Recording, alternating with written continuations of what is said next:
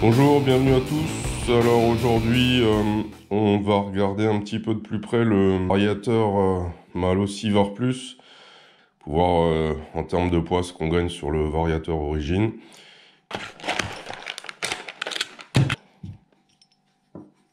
Alors d'entrée de jeu, je le savais, visiblement l'inconvénient, c'est la taille des galets qui est spécifique. Alors, va falloir faire sauter les vis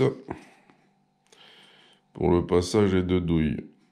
Donc extraire le système d'embrayage de la cloche. Ah, donc on a les 4 vis, on a les 2 guides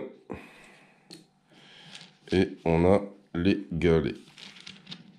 Donc je sais pas combien de temps ça va nous prendre, il est 9h07, on va voir. J'ai déjà pesé le variateur origine. Donc il est complet, il manque juste les rondelles et les circlips. On est à 1,752 kg.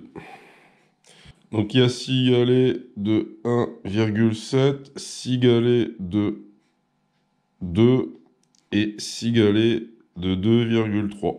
Et donc là, moi, j'étais monté en... Voilà. Je pense que j'avais des 4,5, 3 fois 4,5. Donc ça fait 3 fois 4, 12, ça fait 13,5. Donc on va repartir sur une config à peu près identique. Bon, alors, j'ai compris. Donc il faut faire tomber les vis pour sortir ça. Donc mettre ce qu'ils appellent les douilles guides en nylon dessus et on remettre le tout par derrière. Et donc c'est pour ça qu'on a 4 nouvelles vis à tête fraisée. Il faut que j'aille au garage, que je me débrouille pour enlever les 4 vis là et remonter. Bon ça y est, je les ai dévissés. Voilà. Donc maintenant, donc les guides, ils vont là-dessus. Et il faut qu'ils rentrent ici. Il n'y a pas besoin de limer parce que les trous sont déjà bien grands.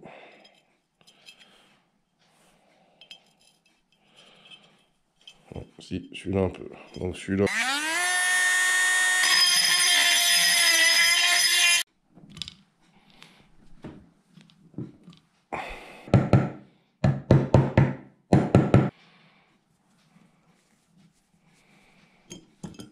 Le vario, il m'embête là.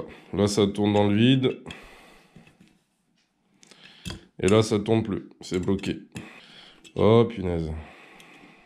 A few moments later. Voilà, ça fait 20 minutes que je galère. J'ai redémonté. Mes vis paraissent trop longues. C'est bizarre parce qu'elles ont la même longueur que les vis d'origine, mais...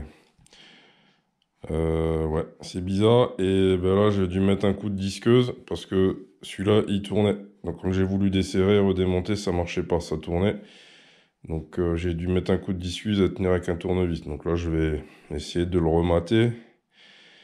Et puis, je pense que je vais enlever 1 ou 2 mm sur les vis pour être tranquille. Parce que là, ça commence à me saouler. Ça devait aller vite comme d'habitude. Et puis, on n'y est pas. Alors, retour d'expérience, là il est 10h30, donc je me suis battu là pour serrer les vis. J'ai voulu en enlever une, et ben voilà, ça tourne. Donc, prochaine fois, j'utiliserai pas les vis que Mal aussi fournies, je remettrai des vis comme ça que si j'ai un problème, je peux les taper au tournevis à choc pour les enlever. Donc là, c'est moyen. Donc on peut pas serrer fort en fait, vaut mieux pas serrer fort parce qu'après vous risquez de galérer, vous risquez de péter la vis pour l'enlever. Donc bon, ça va rester comme ça. On va pouvoir remettre, donc là j'ai mis 12 grammes. Donc là on est ok.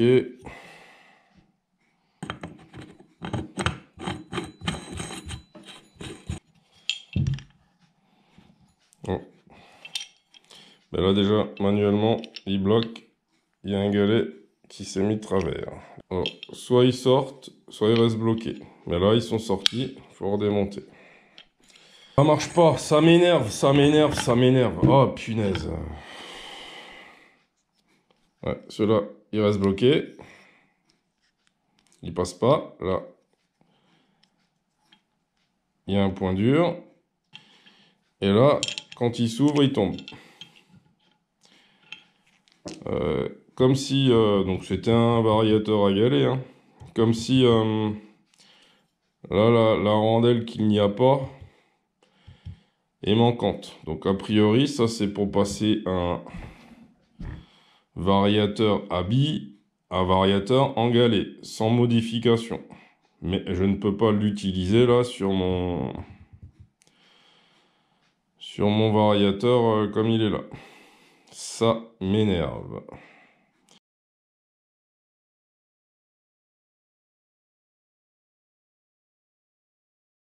J'ai disqué mes vis BTR. Je vais essayer de les enlever et puis il faut que je trouve un variateur à billes pour tester. Donc là, je vais pas refilmer le montage de l'autre, hein. C'est déjà fait, mais... Bon, on efface tout, on recommence. Là, c'est un variateur à billes qui n'a pas été modifié. Donc on va regarder combien il pèse. 1981 grammes. A few moments later. Bon voilà, donc variateur que j'avais révisé et reconditionné moi, hein, avec des vis que j'ai pu desserrer, même si c'était bien serré, que j'ai pu réutiliser. 20 minutes. Top chrono. Bon, on regarde ce que ça donne.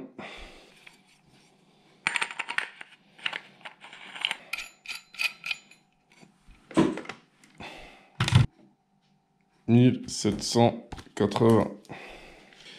Donc on est passé de 1974 à 1780. Donc on a perdu 200 grammes. Donc là, bah, en termes de masse, hein, on est toujours plus lourd que mon Vario type origine avec 3 galets. Donc du coup, je pensais que j'allais gagner un peu plus, hein, parce qu'en fait l'idée elle était là, c'était d'alléger le variateur. Et finalement, bah, pour l'alléger, hein, ou on passe sur un Variotop, ou on passe sur un ER3. Je vais tester, hein, mais peut-être mis à part le bruit, là, le gling-gling qui va être réduit, il n'y a aucun intérêt là. Voilà, donc là c'est quand même problématique, hein. Je retourne, j'ai les galets. Il n'y en a aucun qui tombe. Ils sont bloqués.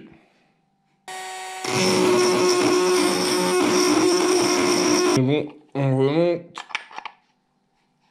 On va tester. On va tester sur route. On va voir ce que ça donne.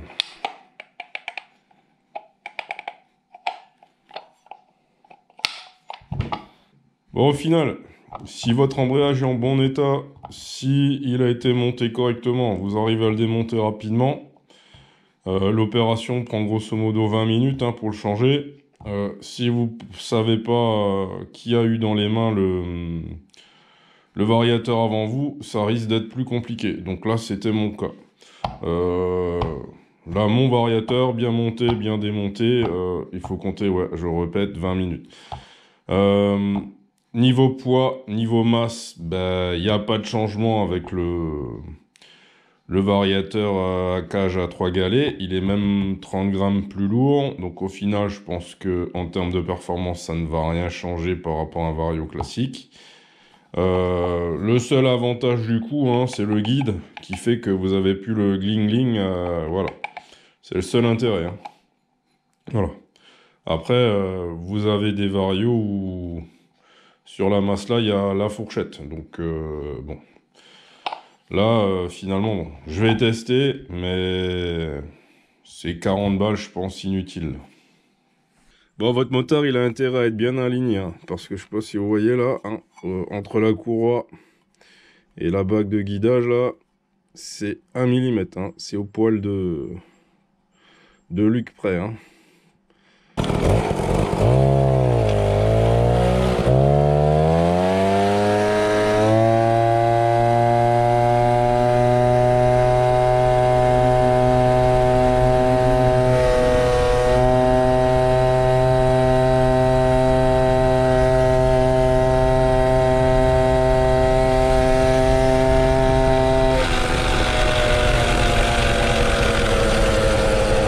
mais que se passe-t-il? Mais que se passe-t-il? Oh, mais qu'est-ce qui se passe? J'avais une bonne montée linéaire, mais le VAR Plus est venu embrasser la poulie. J'ai une jolie finition sur la poulie.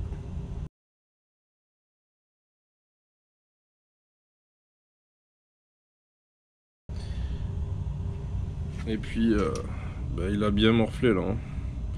Il est venu taper contre la poulie. Voilà. Là, de ce côté là, il est même perforé. Bon, je vais redémonter, je vais passer en classique, hein. Donc là c'est le gros fail. Je vais m'arrêter avec ça. Merci de m'avoir suivi. Et ben on se quitte avec un petit peu de dégoût, hein, comme d'habitude. A plus, bye.